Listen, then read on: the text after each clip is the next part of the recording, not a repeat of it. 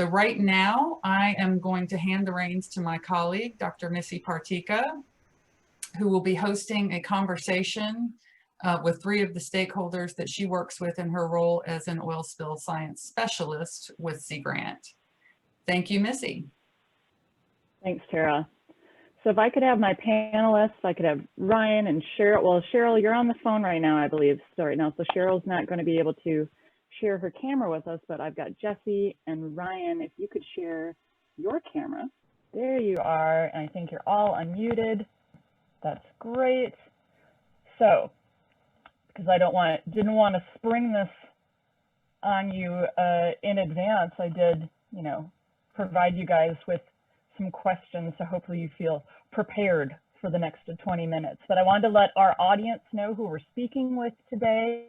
I'm joined by 3 of the stakeholders that my team and I have worked extensively with over the last several years: Ryan Bradley, Cheryl Lassitter, and Jessie Kastler. So Ryan is a 5th-generation commercial fisherman from Long Beach, Mississippi. He's the director of Mississippi Commercial Fisheries United, and he works to protect the common interests of Mississippi's commercial fishing industry, promoting sustainable fisheries through leadership and stewardship, and advocating on behalf of commercial fishermen, fishing businesses, and consumers of the resources the industry provides. Thanks for joining, Ryan. Cheryl Lassitter, she's from NOAA. As I said, she's not able to join via camera because, like many of us on the coast, we've had intermittent internet after these various storms. But Cheryl is currently the lead chemist for the National Seafood Inspection Lab for the NOAA National Marine Fisheries Service in Pascagoula, Mississippi. She's also a United States Marine Corps veteran, which I think is very cool, but she's perhaps coolest of all, an old friend of mine from our days at GCRL. So thanks for taking the time to join us today, Cheryl. And then last but not least, we've heard a little bit about her already. I'm Dr. Jessie Kastler. Jessie is a New Orleans native, and she serves as the Marine Education Center Interim Director and the Coordinator of Program Development, as well as the GoMRI Consortium Concord's Outreach Coordinator. She also coordinates citizen science initiatives with the regional fishing community, and she particularly enjoys helping teachers and scientists incorporate student active methods and scientific inquiry into their classrooms. Thank you all for joining me today. Jessie, I'm going to start off with you. So we already heard a little bit about you from your work with Dr. Fitzpatrick earlier, so I wanted to give you a chance to expand on it a little bit. What can you tell us about your time as Concord's outreach coordinator? If you have any fond stories you want to share, so that we didn't have to hear it all from Dr. Fitzpatrick. I was actually just going to let that speak for me. I was just like, okay, Pat, you've done everything you need to do. No, I do appreciate what Patrick said, and also what the rest of my colleagues from Concord said, because I think it is really cool that as Concord we got to work together in these interesting and unique ways with lots of toys. As Tara said, we had some really cool technology. But my part was in working with stakeholders. GoMRI made it possible for me to continue working on oil spill science outreach beyond the time when I might have had to switch my focus to other grant-funded efforts. And so I really and truly appreciate that opportunity, and being able to work with that particular group of people is just the icing on the cake. So the group we work with is the commercial fishing industry, and that's how I got to meet Ryan Bradley. But as Patrick mentioned, there's a certain amount of skepticism in the of science in that community. And we were able to engage that group in water sampling that they did on their regular shrimping, usually shrimping trips.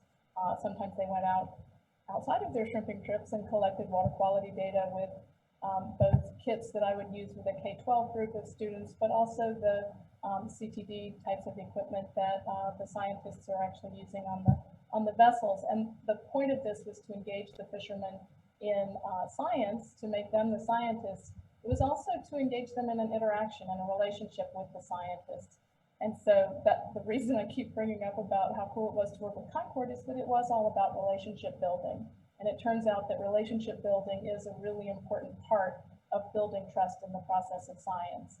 And if you can build a relationship with somebody, you can talk to them about how science is happening, what is the process that's going on, and that is a transparency that makes it possible to keep moving forward with the trust, and ultimately that builds science literacy, which is the purpose of my job in general. Well, I'm glad I gave you a chance to speak a little bit, because I think that that's a more in-depth answer than we were able to get from Dr. Fitzpatrick earlier. So thank you for sharing about that. Ryan, I know from our previous conversations, you obviously have worked with Jessie and with our team before, but I also know that you participated in the Vessels of Opportunity program. You know, you're a commercial fisherman, you're the head of a very large stakeholder group. And I'm wondering if you just wanted to share it all about your experiences over the past 10 years, what it was like, you know, maybe right after the spill, or if there's anything significantly that you want to talk about. We're here obviously celebrating GoMRI and GoMRI science, but I know you have a lot of stories to tell about your work as a fisherman in the Gulf and the impacts from the oil spill. So if you wanted to share something, you're welcome to. Yeah, well, thank you, Melissa there, and Missy, Jessica and I have got to work on the Concord project. We're working closely with the Vietnamese community, and they did a great job working together, building that trust with those fishing communities. And there was a lot of uncertainty after the oil spill, and so it was really difficult times. And so these types of projects that kind of bridge that gap between the academia and the industry was very important, in my opinion. I think they did a really great job of that. And so you've mentioned a lot about myself already.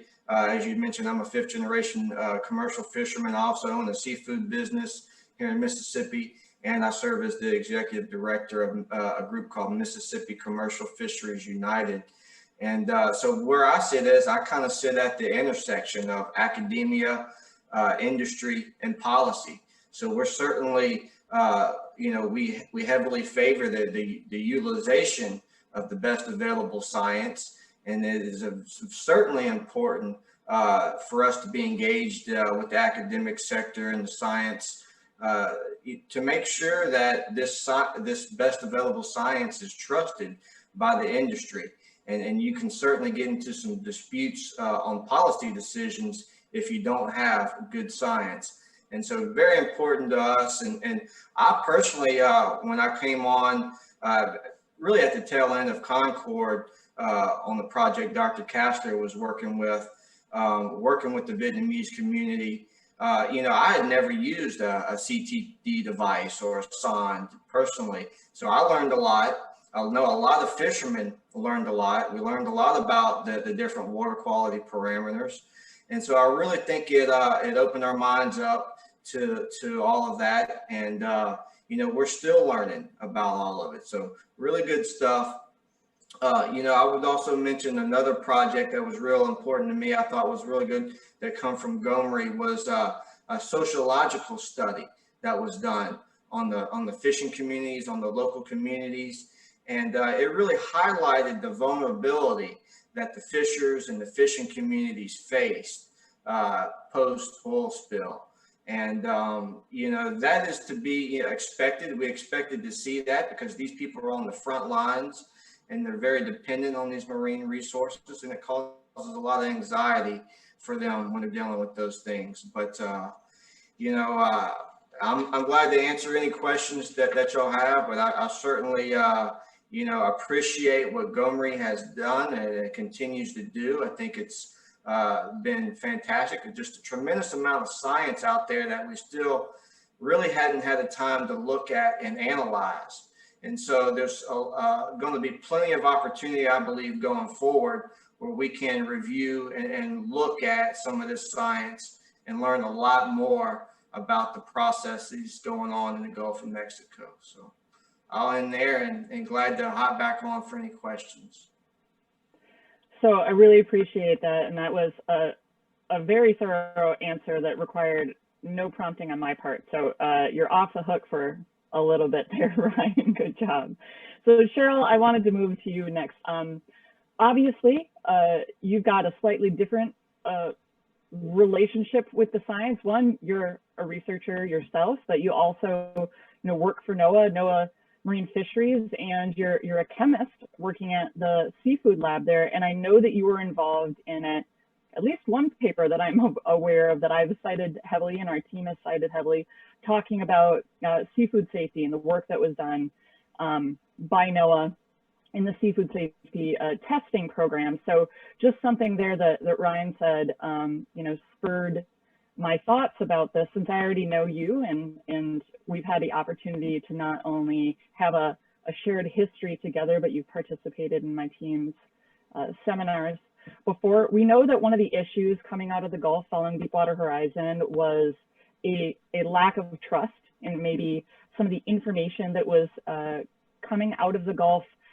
People were concerned, that the fisheries industry was concerned that people had a lack of trust about the information that was being shared with them. But you were one of the researchers that was there actually conducting some of this testing. So I wanted to know if you could share just briefly, I know I didn't prompt you for this ahead of time, share briefly what some of your experiences were like and what that was like to be involved in some of that testing when people's anxieties were so high.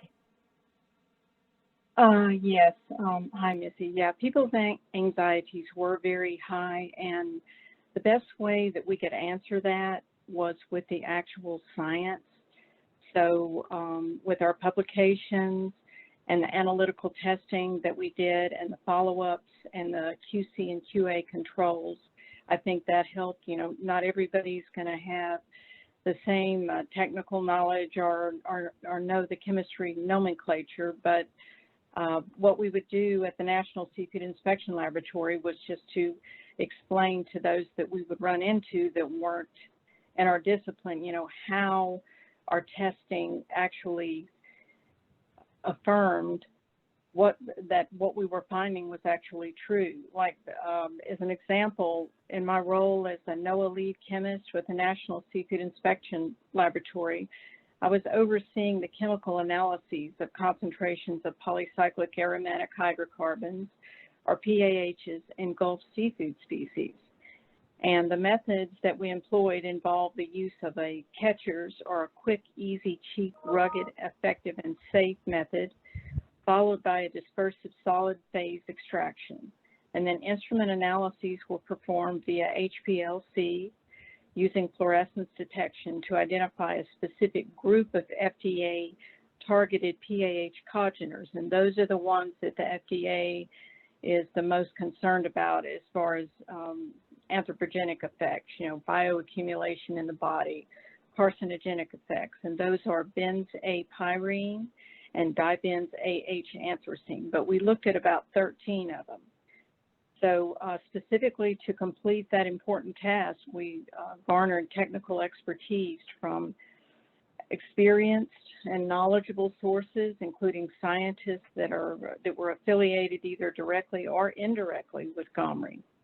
And their scientific insights provided vital guidance in our 3-year journey to detect deleterious PAH concentrations in commercial and subsistence fishery products, and then report those findings to NOAA to actually share with the public. So that's how we did it. We answered the anxiety with extensive testing, extensive QC, chain of custody, and then just very accurate reporting, and then getting that data out to the public. And the folks that actually worked with us on that was the NOAA's Northwest Fisheries Science Center. So we partnered with them, and we did all of the sample preparation, and then we did a lot of the instrumentation analysis, and then they also did instrumentation analysis as well using a different instrument system called GC mass spec. But so hopefully that answers the question.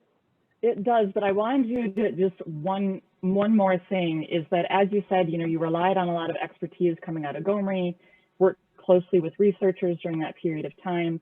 It was obviously a collaborative effort and an important effort, but has anything changed in your job and the way you conduct the work that you're on right now that has come out of GoMRI? Do you continue to use the information that you found out during all that period of testing? Has it modified anything for you?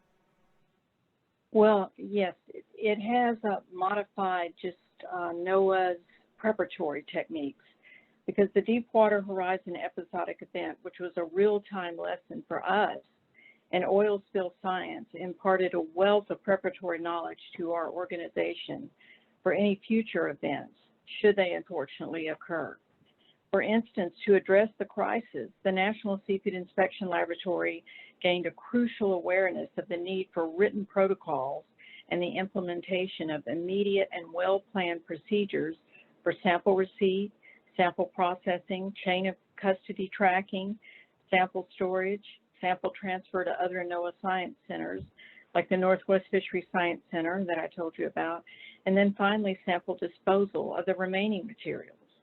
So the acumen that we garnered in the legal aspect of sample receipt, tracking, transfer, and analysis and documentation, we've been able to keep that knowledge and then use that knowledge should we ever have another oil spill or something like that. And the retention of test results are a well-honed, or our retention of our records is actually very well-honed as a result of our unique role in handling this 2010 crisis.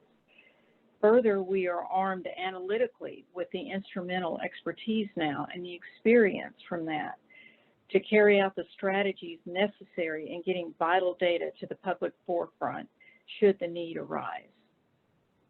So I really appreciate you saying that, because that's something we've heard from some of our other stakeholders. We've heard in some of the other state showcase events like this one that we've been holding at the other states, that while this was an unprecedented event, the fact is that GoMRI has helped us in various factions get prepared in the event of another one, that you're more prepared, you're better prepared in the event that a large disaster happens again. So thank you for actually saying that, because I think that's an important message, that we are better prepared right now. So one of the things that I wanted to ask you about, Jessie, is that, take off the researcher hat and your work with Concord. You continue to be, heavily involved in programming and education in the Gulf Coast at the Marine Education Center there, down in the Mississippi Gulf Coast. And I want to know, are there specific examples or specific research that you're using right now that you lean on heavily when you're trying to create educational programs? And I know things have probably changed a lot since we're so virtual right now, but I just want to know if you had any examples of some specific things that have helped you in your role as an educator.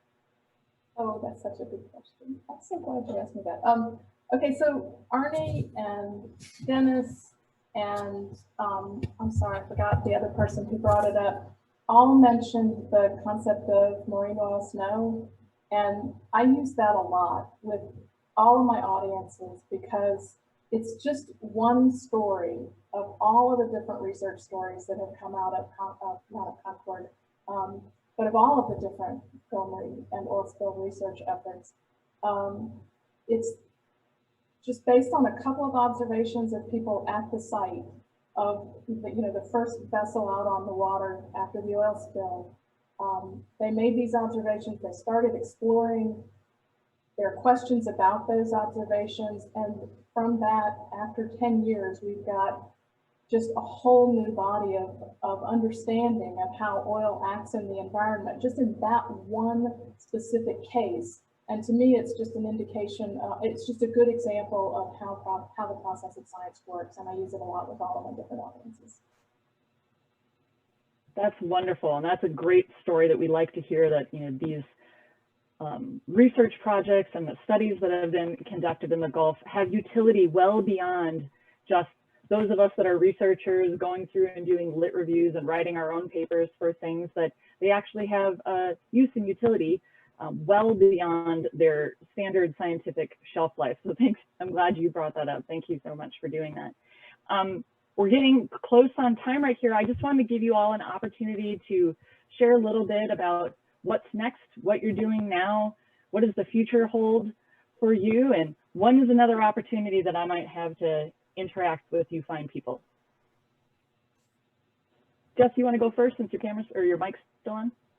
Oh, I'm sorry, I didn't know. Okay, I interact with a lot of the people here anyway, and largely that's because of the GoMRI work. It made it easier for me to get back into the literature from being a teacher. It's made it easier for me to work with scientists, to bring them in And it's made it easier for me to work with educators who are doing this kind of work, not just on the Gulf Coast like you guys, but also all around in the consortia throughout the GoMRI effort. So it's been cool for me. And I get to hang out with fishermen. So speaking of fishermen, Ryan, what about you? What's next for you? What's going on? You know, and I think it was mentioned a few times already today that, you know, Mississippi's oyster reefs has been pretty heavily decimated and still have not recovered. And so I know that, you know, I've been able to work with Dr. Kastler and others on projects looking at oyster restoration. And, you know, we're trying to determine, you know, how much is oil spill related that we're seeing and how much is Bonnie Carey spillway related. And so, you know, we're still at ground zero on that. So, you know, outside of the research that's going into that, you know, our organization, our fishing community is really focused on oyster restoration. And so we're looking at different ways, new and novel ways, try new things to bring our oysters back on the Mississippi Gulf Coast.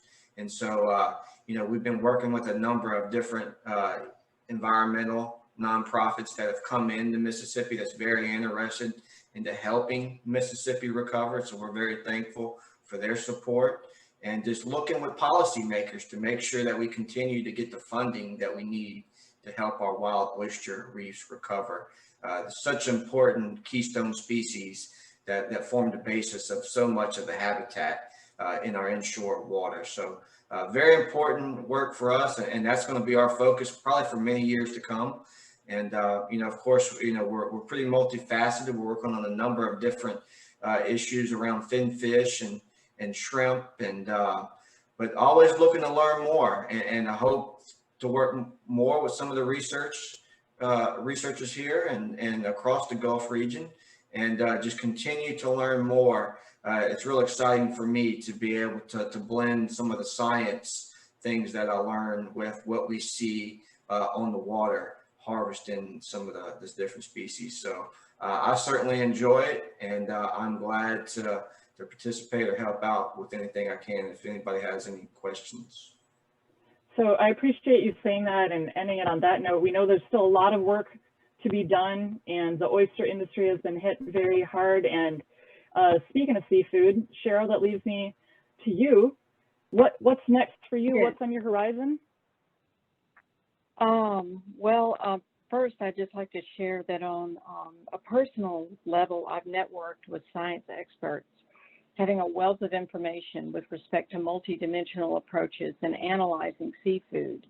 And that has given me the framework for a comprehensive approach to undertaking the problem of fast, accurate analysis, document and turnaround of seafood contaminants, not just oil, but seafood contaminants. For example, we're pulling up a new biotoxins project, and we're going to be able to use some of the same technology and the same general analytical principles that we learn with the oil spill with this biotoxins project, you know, because the biotoxins, especially the most dangerous ones, like the paralytic shellfish poisoning or the saxitoxins, are really on the horizon now. And, you know, what impacts do oil have on those? And so with the information and the data and just the statistical knowledge that we've garnered in our Deepwater Horizon oil spill work, we will be able to actually apply that. So that's one big thing. But Missy, I hope we work together for a long time. I really enjoy working with you. And I had a good time with you in grad school too. So I want to share that. Well, thanks, Cheryl, and thanks to my stakeholder panelists today for sharing and engaging and talking about all of the great work over the last 10 years.